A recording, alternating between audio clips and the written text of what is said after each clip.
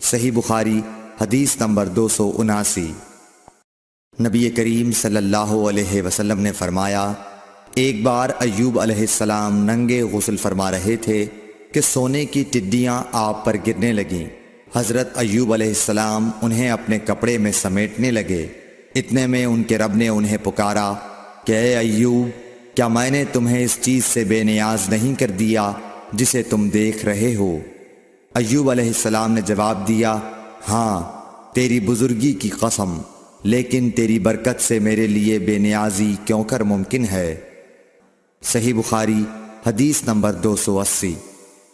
ام ہانی بنت ابی طالب کو یہ کہتے سنا کہ میں فتح مکہ کے دن رسول اللہ صلی اللہ علیہ وسلم کی خدمت میں حاضر ہوئی تو میں نے دیکھا کہ آپ غسل فرما رہے ہیں اور فاطمہ رضی اللہ تعالی عنہ نے پردہ کر رکھا ہے۔